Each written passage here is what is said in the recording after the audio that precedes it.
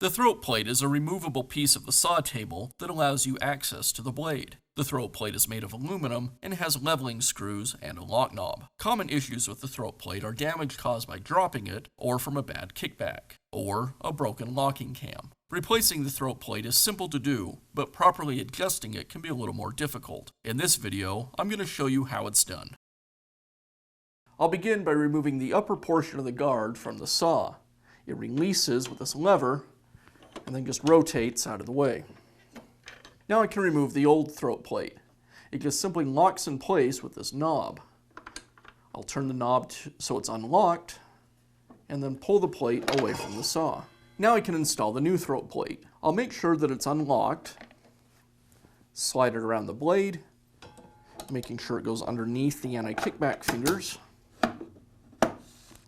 When I place it on the saw, more than likely, it's not going to be adjusted correctly. You'll notice it's sitting higher than the table surface, so anything I try to cut with the saw is going to snag on it.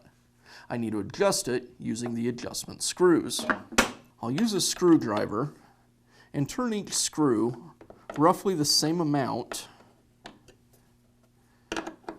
until I have it approximately level with the table surface.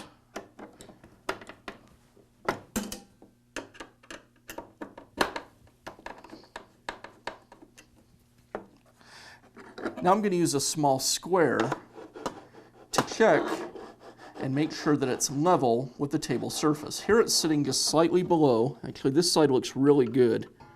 It's right in line with the rule on the square. This side also looks pretty good.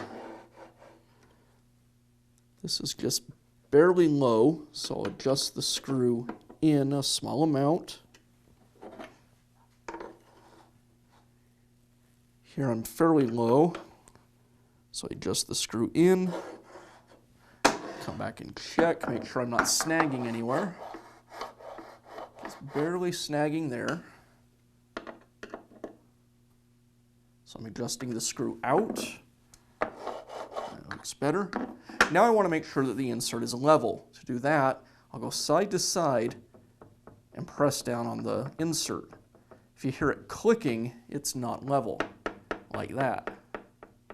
Now I know that this side was slightly high when I adjusted that screw, so I'm going to start by adjusting the rear screw up.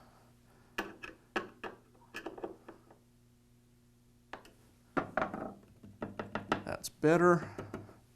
Just a little bit more.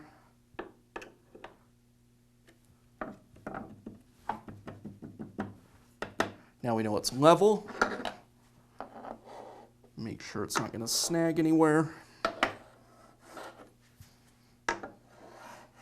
That looks good. Now I can lock the insert in place and it's ready to go. I'll finish up by reinstalling the upper portion of the guard.